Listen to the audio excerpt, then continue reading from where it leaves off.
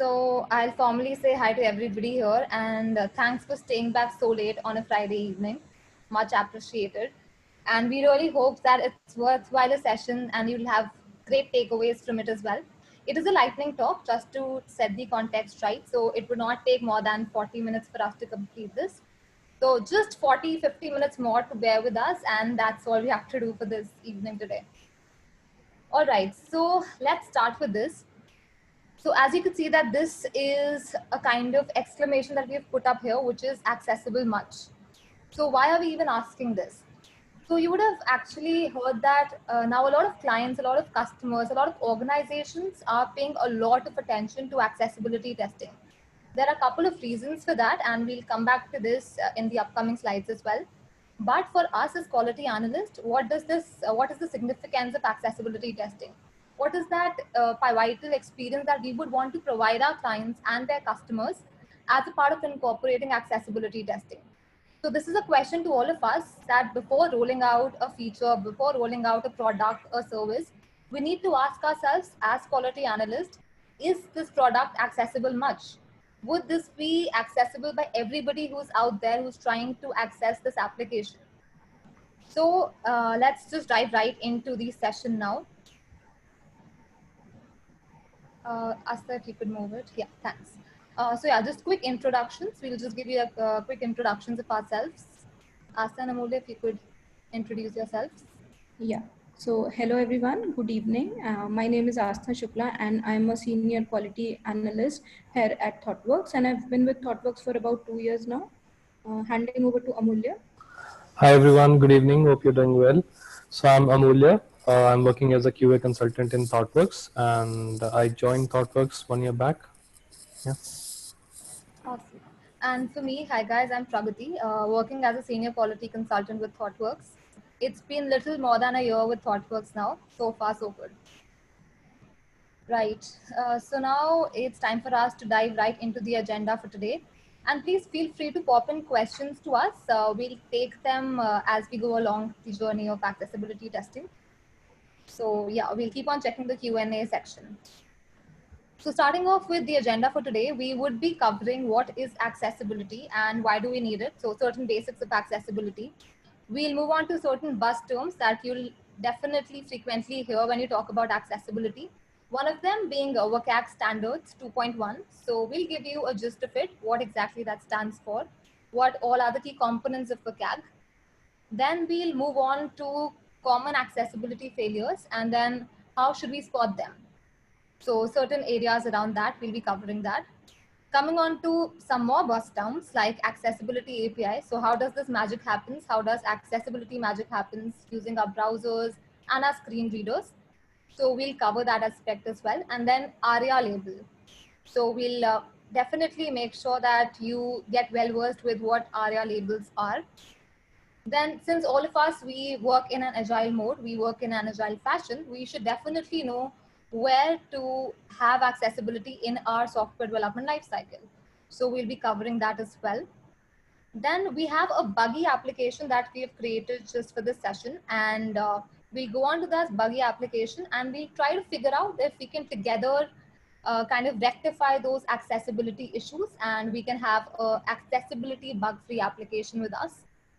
And then last but definitely not the least, we'll see that is accessibility automation possible? And if yes, how effective is that? So now this would be our agenda for the next 30 minutes. So starting off with the basics, what is accessibility? So now let's just think about a literal meaning of accessibility. So accessibility is something which is easily reachable or easy to be obtained, right? So something which you could understand or comprehend pretty easily. That is something which is accessible. Now let's just think about a plan that you have with your friends and you decide to go on a hilly terrain. But Google Maps is of no help. You cannot reach that location using Google Maps. So this entire frustration would add up to the difficulty of your journey because that location is inaccessible. So be it a digital platform, be it a location, or be it anything else in the world, if it is inaccessible, it would definitely add up to frustration and difficulty. And this is something we would definitely not want our clients and our customers to go through. We would want to make their journey seamless. We would want the user experience to be as smooth as possible, and that is what our job is. Now moving on to combining these two literals, combining digital plus accessibility. So now this would come on to become something wherein we are making digital products accessible to everyone. So digital products comprises of your websites, mobile application, web application. So when you make a digital platform with the intent of making it accessible, you are actually working towards digital accessibility. And at the same time, you need to make sure that there is consistency, that everybody, each one of us is able to see the same data and the same information. So we need to see that there are no impairments there. So if in case there is someone who has special abilities, somebody who has special needs, they should have the same user experience as any one of us is having. So there has to be consistency in terms of data and definitely in terms of experience as well. Moving forward, the next question that arises in front of us is by whom? By whom are we saying these applications should be accessible? So the answer would be pretty simple, primarily by everyone. So everybody who's out there should be able to access it. So be it students in Nigeria. So students in Nigeria might have a low literacy rate, but your application should be so smooth that they should be able to navigate through it seamlessly. Then a person in California who has lost his vision, somebody who has vision impairments should be able to see your application, should be able to traverse through your application. They should not feel any hindrances while having that experience. Then a senior citizen in India. We know that senior citizens across the world, they're not very informative about the technical aspects of usage of digital platforms. But then too, we would want them to have an experience which would help them to navigate so as to have the same look and feel, to have a very conversant look and feel of the entire digital platform that they're working on.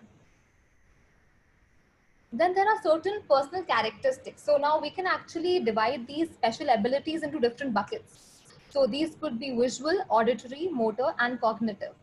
So let's take an example here. So if you talk about visual hindrances, there could be people who have poor vision, or there could be people who cannot even see, right? But for them, you would want your application to be made in such a way that in spite of the fact they're not able to see it, but you have alternative methods to access your application. Maybe through certain voice recognition, maybe through certain screen readers, wherein they'll press a button and they might hear certain notification or certain announcements getting made. That would eventually help them to have a better experience of our application. Similarly, if I talk about motor, so if I talk about certain motor hindrances, so there are certain people who are not able to move their hands in a very efficient way. So it's very difficult for them to operate using a mouse or using a touchpad. So for such category of people or such category of special needs, we would want to have the keyboard navigations in place, that whenever they'll press a down button, they should go to the next active web element.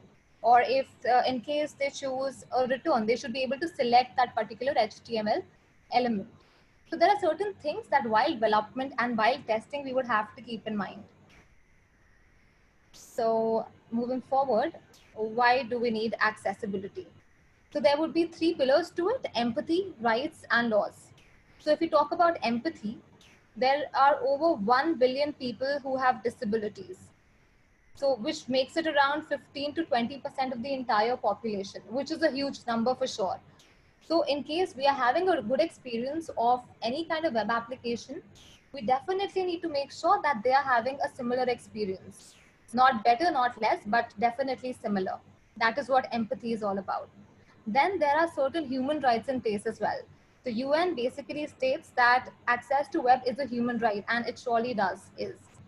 So we need to make sure that this human right is getting abided and everybody gets to have this human right in place.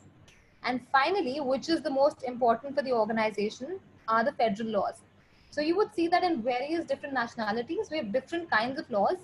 But if we see the crux of these laws, it is primarily maintaining a sanity between applications so that even people with disabilities are able to access it.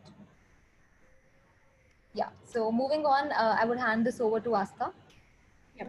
So thank you, Pragati. Now that we have seen what accessibility is and why do we need it, let's talk about what digital standard is used to assess accessibility. Because accessibility can sometimes be subjective. What might be accessible to me might not be accessible to you as well. So we need some industry standard, we need some standard. So that is when the WCAG comes in. So WCAG, which stands for the Web Content Accessibility Guidelines, are part of a series of the Web Accessibility Guidelines published by the Web Accessibility Initiative of the W3C. Now let's take a look at what these guidelines are and what do they look like. So we have a quick mind map to show you here. So this mind map was developed by Intopia, a company which is working in this digital accessibility space. So as you can see, the current version of WCAG that we have right now is WCAG 2.1. And the WCAG guidelines are primarily based on 4 basic principles. These are perceivable, operable, understandable, and robust. Together, they are also known as the core principles. And as I zoom in, you will be able to see that there are some guidelines. So each of these guidelines are derived from these principles. And we have total 13 guidelines in place. And then further, these guidelines are divided into various success criteria, which are then bucketed into different levels of conformance. A, AA, and AAA. A being the lowest and AAA being the highest. So most of the companies these days want to be AA compliant in the accessibility space. So what it means by being AA compliant is that they have, for each of these 13 guidelines, they have to pass every success criteria that falls under the A and AA category. Now, just to reiterate that this is just a mind map. If you want to go over the entire documentation, it is present on the W3C website. Coming back, now that we have a look at the guidelines, let's see how we can use these guidelines to assess or test our applications. So this is a quite common example that you might have encountered at some point in your life. So on the left hand side of the image, you'll see that there is a cancel button and the gray text of cancel is very light. It is even illegible at times. So things like these might pose a problem for people with, let's say, low vision. While on the right hand side, the cancel button is written in dark gray and it is quite legible. But then the question arises that how much contrast is enough contrast? Where do we draw this line? So the answer is given by the WCAG guidelines. So if we look at the success criteria 1.4.3, which is around the minimum contrast, it states that the visual presentation of text and images of text has a contrast ratio of at least 4.5:1. And for large text, it should be 3:1. Any text that is decorational or incidental is exempted from this rule. And similarly, text that is part of a logo is also exempted.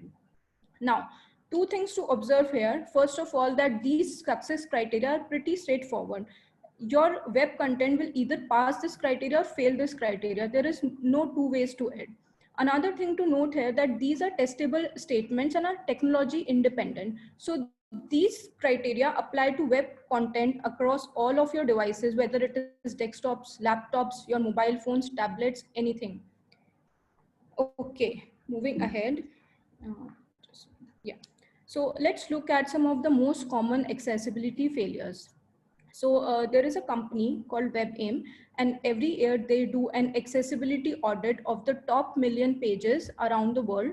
So they called it the WebAIM Million Project, and they use automated tools and run an accessibility audit on the home pages of these million websites. And let's look at what data they have come up with. So as you can see that the data looks quite grim. If you go to their website, you will find that more than 98% of these websites have detectable accessibility failures. So if you look at the first one, which says low contrast text, so as you can see, more than 85% of the pages have these issues. So this is something that we just saw in the previous slide, an example of the low contrast text. Similarly, we have images missing all text. Then we also have empty links and missing form input labels, empty buttons, and missing document language. So as QAs, it is important for us to know the common points of failure, because when we dive into assessing any website for accessibility, these are the first things that we can take care of, sift through, and then go deep into what other things are there. So let's move on. So now let's talk about assistive tech. So what is assistive technology and why are we talking about it here? So assistive technology, as the name suggests, is technology or tools that are used by people like senior citizens or people with disabilities, and they basically assist them. So what our end users are using are these products, these assistive technologies, and we as an organization who is building a software, developing it, deploying it, testing it, we have to make sure that we are providing enough support to these assistive technologies so that they can function properly and the user flow for these people with special needs is not broken. So let's look at some examples right now. So the first example that we have is of a screen reader. So a screen reader is something that reads the content off of your screen and delivers an output either in the form of speech or as a braille display. You would have heard names like JAWS or NVDA. They are all examples of screen readers. Next, we have screen magnification software, which is quite popular among the elderly people. Then we have alternative input devices such as eye tracking devices or motion devices. I'm sure a lot of you might have seen Stephen Hawking's wearing something like this. So now that we know what assistive technology is, let's see how a person with special needs use an assistive tech to access any application. So we have a demo for you with Chromebox. So Chromebox is a screen reader and it is a Chrome extension that is freely available and any one of you can just add it to your Chrome and use it. So this demo is pre-recorded. I am going to play it for you. If there is any issues with the voice, please let me know.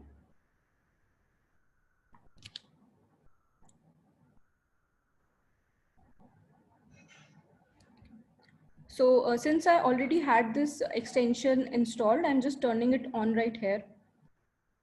Chromebox spoken feedback is ready. Home.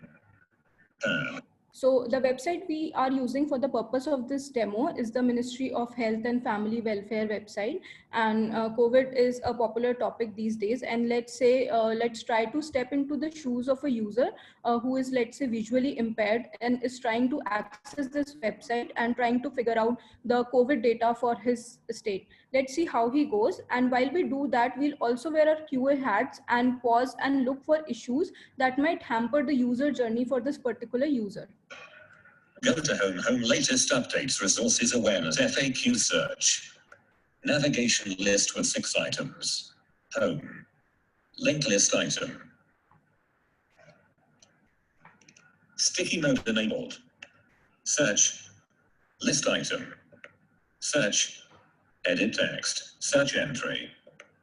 Down arrow. Button. Up arrow. Button. Now I'll stop right here, and I know if you have observed or not that when the screen reader is calling out these buttons, it is saying up arrow button and down arrow button. So as a sighted user, I'm able to see that these buttons are placed right next to my search box. So I am able to make this correlation between the search box or maybe the search results and these buttons. But a visually impaired user might not be able to make this connection. For him, this information, up arrow button and down arrow button, is not enough. He does not know what is the proper usage of these buttons. Now moving ahead. In Gov 2019 at gov.in. Link. COVID-19 facilities and states and union territories. Link. For Android. For iPhone. We'll again stop here to talk about these two images for Android and for iPhone. Again, I'm able to see as a sighted user that since these are placed next to the Arogya Setu app text, that these might be the download links for the Android and for the iPhone. But as a non-sighted user, this information is not clear for me, and this is because these images are missing all text. So if you remember from the previous slide, missing all text is the second most detectable failure on most of the websites, and we can see an example right here of this one. So what should be the case, that there should be an proper alt text provided, like Arogya Setu download link for Android and similarly for iPhone as well. Moving on. Link. COVID-19 India is on. So we'll pause right here and see another element on the screen, which is this one, the marquee element. So the WCAG guideline states that any text that is blinking, moving, or scrolling should not be present on a website because it is not very readable to a person with low vision. And in many cases with people with cognitive disabilities, it might even trigger seizures. So it's a healthy way to not include these elements on your websites. But if there is a use case where you just have to have them, then there should be an option to deactivate the moving element, or to pause it, or to stop it from moving. So this is a failure on this website right here. 12th of October 2000. List with one items, list item. Advisories. State data. Internal link. Clicked. COVID-19 statewide. COVID-19 statewide status. Click to expand. Okay, so I'll stop right here and see that since our user wanted the data for his particular state, naturally he has clicked on this link and landed on this section. So what the heading reads here is COVID-19 statewide status, click to expand. But as a visual user, I can clearly see that the table is already expanded. But the person who is visually impaired might not see this. And let's see what he ends up doing. Clicked. COVID-19 statewide status. Click to expand. Okay, so now that he has clicked it, he is expecting that the table is now expanded. But the heading is again reading that COVID-19 statewide status, click to expand. So the user is getting confused and maybe frustrated as to why this table is not expanding. So this is also another point of failure that we have just observed here. And yeah. Internal link heading to section. Okay. So that is all for this demo of the screen reader. Now moving on. So we have just seen the working of a screen reader. So we know that the screen reader is not just reading the content off of the screen. To be able to truly assess the user, it also needs to know whether a control or whether an element is a button which can be clicked, or whether something is a text box so that the user can be prompted to enter some text in it. So how all this is happening? So all this magic is happening with the help of the accessibility API. So accessibility API is something that sits right between my web browser and the screen reader, which is my assistive technology. So what this accessibility API is doing is it is gathering all this information from the web browser, what the type of the node is, like let's say if it's a button, and what is the state of it, if it's pressed or not pressed, and what is the name of the button, things like that, and passing it on to the screen reader so that the screen reader is able to call it out to my end user. So if you look at the definition of the accessibility API, it states that accessibility API is used to communicate accessibility information about user interfaces to the assistive technology, which is the screen reader in our case. So for the accessibility API to be able to do all this needs to store some information about each of the elements. So there can be different types of information about an element which the accessibility API is using. It can be descriptive properties about the element, like its name, role, or value, or transient states, and even events or actions that the user might take, and the text content as well. So moving on, let's come to the newest buzzword of the accessibility space, which is ARIA. So we just saw that accessibility API is pretty much doing everything. It is taking the content from the browser and passing it to my assistive tech and doing everything for me. So before diving into the definition of ARIA, we have to understand that why do we need ARIA? Where does this need arise to bring something else in apart from the accessibility API, and what it does? So for that, we have another demo for you guys, and it is a live demo. So what I'm going to do here now is like the previous demo, I'm going to turn on my Chromeworks extension. Title tab. Change color button. Okay, so it's saying that change color button. Let's see what happens if I click on it. Change color button. Okay, So the button changes the color of this heading, and it again says change color button. Now, every time I click on it, change nothing new color is happening apart from the screen reader announcing that this is a change color button, because it was just a one-step functionality for the button. We click on it, something happens, and then that's it. Now let's move on to our next button. Mute audio. Button not pressed. Now this time it is also saying it is also telling us the state of the button, which is not pressed. Now let's see what happens when I click on it. Pressed. Not pressed. Pressed. Not pressed. So every time I press the button, an audio is being played, and when I press it again, the audio stops. So it is a very common button that you might find on many of the media players. But what is the difference between these two buttons? To understand this, let's change color button. Let me just turn off this Chrome. An ARIA roll extensions tab. Okay. And see what is happening in the elements panel. So for my first button, I am able to see that it is a button element, which is a native HTML element. So all the native HTML elements have already built-in capabilities for keyboard accessibility, roles, values, states, etc.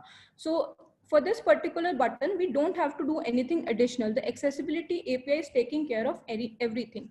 But if you look at the other example, so this is a very common case that the developers might encounter, where a native HTML element is not enough to implement the functionality, which in this case is they need two states for the same button, play and pause. So what they are doing here is they are taking another element, which is span, and making it look and behave like a button. So for these type of elements, there is no built-in support for accessibility. To do that, we have to provide some additional attributes to it, like an ARIA role. So we have assigned an ARIA role button to it, which helps the screen reader in identifying that this is a button. We also have given the tab index 0 to it. So the tab index is useful for keyboard accessibility. Without this tab index, this button will not be accessible at all via the keyboard. So it is important to give this attribute. Another attribute is ARIA press equals to false. So this attribute helps the screen reader to know what is the current state of the button, whether it is pressed or not pressed, and communicate this information to the user. Now, I hope it's clear that what is the need of ARIA, and if I were to put it in very simpler terms, we have already seen the diagram where the accessibility API is gathering the data from the web browser and passing it on to the screen reader. So the ARIA comes when the accessibility API is gathering all this data. ARIA jumps in and says that, you know, this is not a span, this is actually a button. So that is the role of ARIA. We have another example for you. So let me again turn on my Chromebox. Chromebox spoken feedback is ready. I Mute directly audio. skip to the Button third not button. pressed.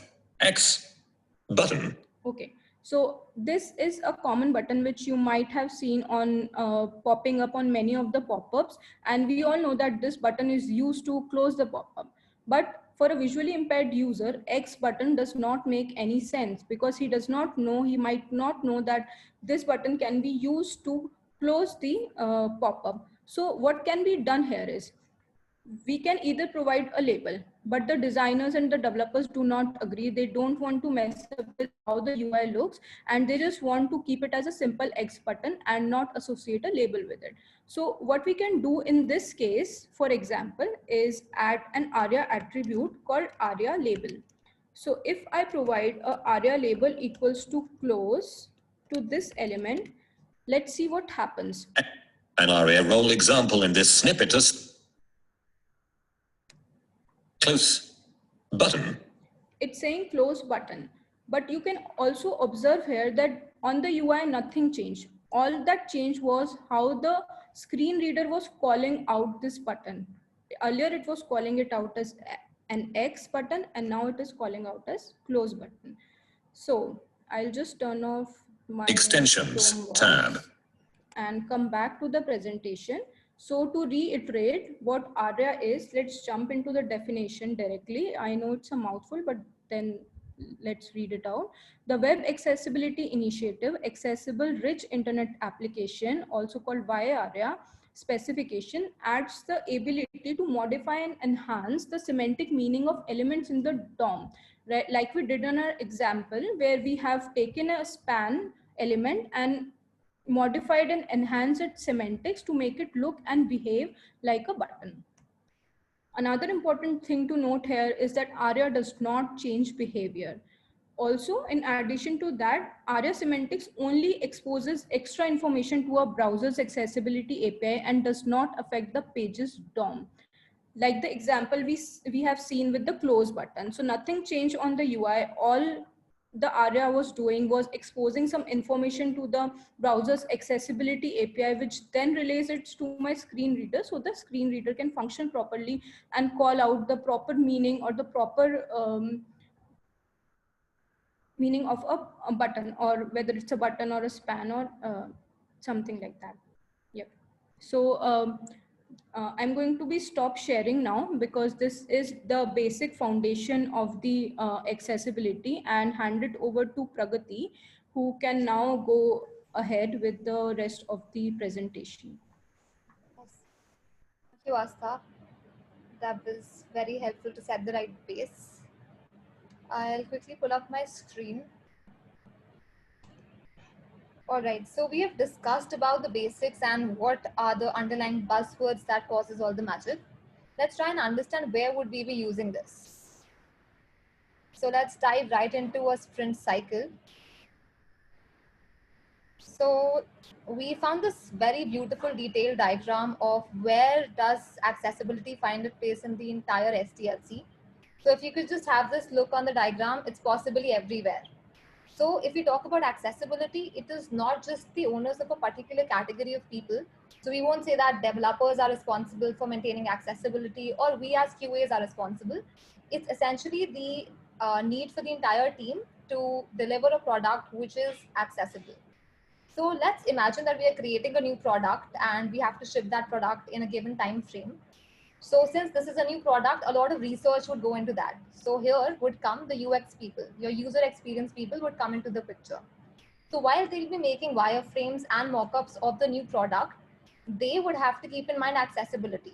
So what does that mean? So that means that various standards that we talked about, those little color contrast issues, or if you talk about how the screen readers would behave, what should be the announcements, all of those things would have to be taken care even while we make the wireframes. So now once we have accessible wireframes, the product backlog would get created. So our BAs or our product owners would have to make sure that along with a story having certain functional requirements, we need to have accessibility as a non-functional requirement as well. So here we see accessibility getting dropped into our product backlog. So once it enters into the sprint cycle, here we come. So here is where the devs and the QAs come into picture. And together as a whole community, as the whole group, we have to take care that accessibility is incorporated in every feature that we roll out. So certain very, very basic things. So if I talk about headers, so there are various header levels, right? So we have H1, H2, H3. So something as simple as that, that you'll have to maintain a particular precedence of this, that H1 should be then followed by H2, which should then be followed by H3. We cannot meddle up with this order. So something as basic as that. Something like we talked about, color contrast. We should not have headers which are empty. So while delivering a story, we have to keep in mind all these little things. Once we ship our product and it is deployed to production, then we might encounter certain feedbacks because there could still be certain edge cases, certain edge case accessibility issues that we might figure out. And then that would come back as a feedback to us and this cycle would continue again. So in short, what we need to say using this diagram is that the onus and the responsibility of having accessibility incorporated into our product actually depends upon how the entire team takes this up. So now something which is a little hands-on, we'll take you to a buggy application and wherein we'll have few issues and together we'll try and sort out those issues. And I'll keep on checking the Q&A and chat section as well. So in case you want to help me with that, please feel free to drop a message there. All right, I'll take you to the application. So before that, let me tell you what I'm using here. So we'll be using Axe, which is a Chrome extension, and it is an accessibility tool which would help us analyze the accessibility issues with this web application. So pretty easy, just go on and add Axe as a Chrome extension. Once you've added that, you would see it in your Chrome extension bar here. And you do not have to do anything. Go on to the application that you're testing. Now, supposedly this is my application that I'm testing right now. I'll simply go on here and I'll choose Axe as the accessibility tool. It is just a click away. It is so easy. So you'll just have to press on analyze and you'll get a set of all the issues. Now we see there are a couple of issues. We have total 16 issues with us. Now let's try and figure out what each issue say. So the number that you see here are the instances of this particular issue. So let's go on one by one. Let's traverse this entire list. So the first one is a color contrast issue. In the entire talk, we have talked a lot about color contrast. Now let's try and figure out how do we kind of rectify this issue. So here we have 10 instances. That's like huge. So I'll quickly go here, and here you can just scroll on to see what all are the elements. So in case I want to inspect the element, which element are we talking about, I can simply inspect that as well. Right? If I want to highlight that, it gives me the flexibility to highlight the element we're talking about. So essentially, all these 10 book items that we say here, they have color contrast issues, right? Now, the other thing that we have to do, now we have identified the issue. The next action for us is to rectify this issue. Now, having identified this issue, now let me go on and inspect the node for you guys. So we have a UL, we have an unordered list here, within which we have different list elements. All these list elements, they cater to each of the books that we have mentioned on the UI. All right, on the right-hand side panel, you would see the color. I'll quickly choose this. And if I go here, so this is the best thing that I like about it, that it would give you the entire range. So if you go on to the WCAG standards, it will say that your color contrast has to be somewhere which is above 4.5. And what we have with us is 3.37. So if I talk about color contrast, it is nothing but the kind of contrast that is there between your foreground and your background. So in case somebody is visually impaired, so if you would show them a color contrast, which is not very viable, those kind of would get merged. So your text would get merged into your background. And that is not something that would give a good user experience. So now 4.5 is according to WCAG standard 2A. And WCAG standard 3A says that it should be above 7. But most of the applications that we would be working with would definitely follow WCAG 2A, which is also a good heads up for us. So now in case I want to change this color contrast, now right now we lie here, which is 3.37, right? I want to make it like 4.5 or something above that. So now if you see, I have color picked this color, and it shows that now the color contrast between my foreground and my background is 4.5, which is compliant with WCAG standard 2A. All right, let's be a little more optimistic. Let's go on to WCAG 3A. And now I have picked a very dark color. So you can simply see the contrast between the background and foreground has increased. So if you talk about WCAG 3, this is an enhanced color contrast, and WCAG 2A is your minimum color contrast. So I'll quickly pick this up and let's see if this solves our issue. So we had 16 issues previously, right? And now I'll run it again, and all those issues have vanished away. Now we do not have any color contrast issues. We have rectified all those issues. Now let's move on to the other set of issues. Now it says form elements must have labels. So in case you had heard ARIA label section rightly, you would know that what ARIA label does, and that would help us to solve this issue as well. And now in case, if you find this issue like I am really not sure what to do about it, you can simply go on and hop onto this section, more info. And it would give you a detailed description of the issue and how to fix the issue. So it would give you different kind of solutioning to this, out of which you can select your kind of solution, and then we are good to go. Now, since we have heard about ARIA label, let me do this. What is the intent behind it? So if I inspect the node here, you would see that there is no ARIA label. What does that mean? So if there is no ARIA label, the screen reader would come onto the section but would not announce anything. Like for that cross button, it was not announcing that as a close, but it was announcing that as cross, which is not very comprehensible by someone who is reading that out, who's hearing that. So I'll edit this element. I'll edit this and I'll add an ARIA label to this. Since this is a book name, I'll quickly put that as a book name because I would want my screen reader to announce that as a book name. Having changed this, I'll go back and now the instances should become 2 instead of 3. I'll run it again and we have solved another issue. The other two are on the similar lines, so I'll not cover that. I'll cover different certain categories of issues so that we have a breadth-wise view of it. Headings must not be empty. Yes, that is a must-have, that your headings should not be empty because otherwise your screen readers would read that as a null. Also, if it is not adding any value to your code, it's better to get rid of that element. I'll inspect this node. There's simply no value add from this element. I'll delete this element. I'll go back and I'll run it again. We're left with 4 issues.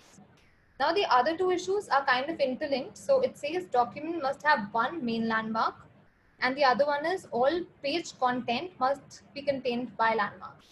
So what does that mean? I'll just collate these two and give you a reference of it. So it simply means that whenever we'll be using keyboard navigations, right, we would want to have the main active element. If we do not have the main active element, it would be difficult for your navigator to even comprehend what is the next element where it has to go. And for that, there is a must-have need of having a main element in your HTML document. So I would inspect this and we do have an ID with the name main, but the element is a div. It is not a main element. I'll simply change this to a main. So now it knows what is the active element in your entire panel. And I'll run it again. And we're sorted with all the issues. I'll quickly change the branch to the accessibility branch, which has no issues. I've already rectified all the issues from there.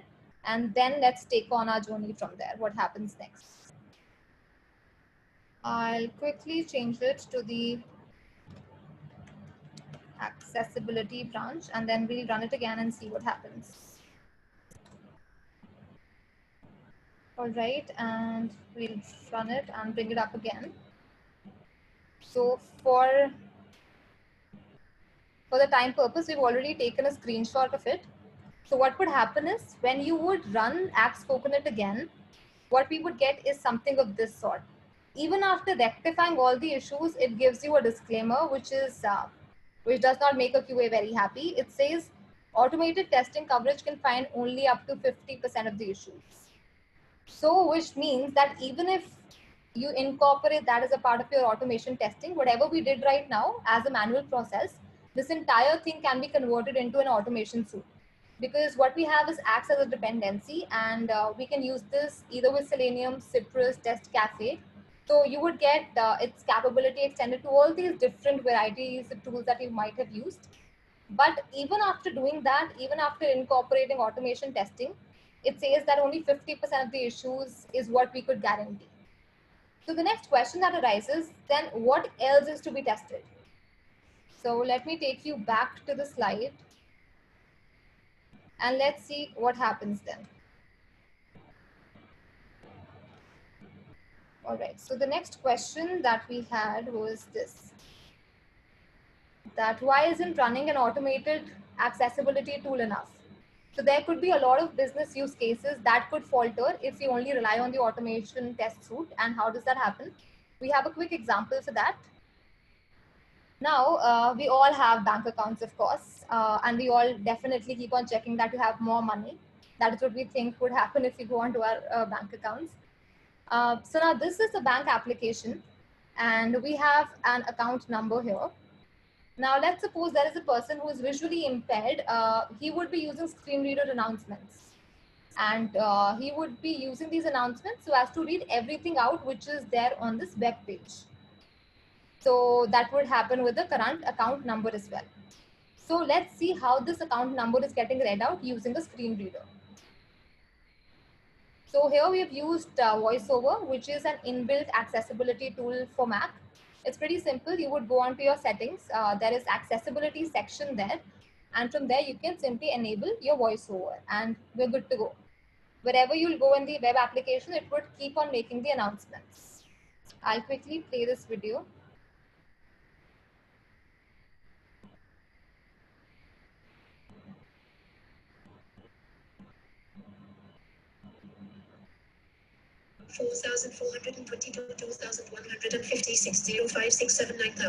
Selected. You are currently on a text element. VoiceOver off. So if you would have heard this, what is it doing is there is a lot of disparity in the announcements.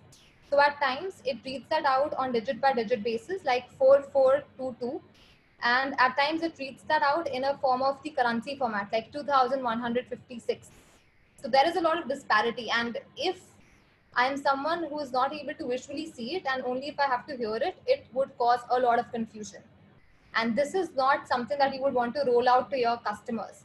You would want them to have a seamless experience and you would want them to understand whatever is being said in the right possible way. So if you go on to a banker, you would always hear them read out an account number on digit by digit basis. So it should be 4422 2156 and so on, not the way our screen reader was announcing it. So this could possibly pass your automation test case because maybe the color contrast is perfect. The header levels are perfectly all right. There are no junk elements here. ARIA labels are in place. But then too, it would fail a business scenario because it is not adding any value to your customer experience. So that is because of certain scenarios that you'll encounter that accessibility as on date cannot be fully automated. But then, of course, it brings us to another question that we should still be having that as a part of our pipelines because eventually automation is what we do for faster feedbacks. So at least 50% of your automation in terms of your guidelines, standards can be catered using automation, but all these very specific business use cases would still have to be handled manually. All right, moving ahead then. So when we actually had accessibility as a non-functional requirement in our project, what we were doing as QAs. So we were doing functional automation testing. We were doing that exploratory manual test case scenarios that could not be covered using automation. Now another layer got added that was for accessibility automation that we talked about. Also manual accessibility because again, business scenarios have to be covered. And now when we talk about manual accessibility, it takes on a lot of toll for us because it has variety of combinations. So it could be across your operating systems, across your browsers, and across various screen readers that these browsers are compatible with. So our QA team was testing the application on Mac. So where we were using Safari, for which VoiceOver was getting used. Then we were using a couple of different screen readers for different operating system and browser combinations. So starting in the very beginning, we thought that it is adding a lot of hassle to our entire QA cycle because we have to do a lot of things. And that too for like 1-2 story points. But eventually what we realized was that it was definitely adding a lot of quality to the entire cycle. It definitely enhanced the quality because now you were looking at the non-functional aspect of it as well, along with the functional aspect. A lot of client trust got incorporated because nowadays clients are focusing a lot on accessibility requirement, primarily because that can lead them to different cases and customers can sue them for their application not being accessible. So to save them from the brunt of giving a lot of $1 million to the government, they would want to keep their applications very much accessible so that nobody comes and says that your application is not accessible and we are suing you. Then customer experience. So it's not just about catering to the needs of people having special needs. Overall as well, the customer experience definitely enhances. Then of course, we talked about access to all, something which is a part of empathy and our human right. And at the end of the day, it is law abiding. So it's a happy world because it's law abiding as well. So it was a definite go ahead from our side. And what we actually learned from this entire accessibility testing experience was it's good for us as QAs to vouch for incorporating accessibility at the starting of the cycle, because the later you do it, the more refactoring and rework you would have to do as a team. Not just you, but everybody else as well. So I guess a basic key takeaway from this talk would definitely be to go out there to your project people and to vouch for accessibility testing, because sooner or later you'll have to incorporate that into your products, so making them accessible and law friendly. So it's good to start from day one itself. So yeah, that's all we had, and we are open to questions now.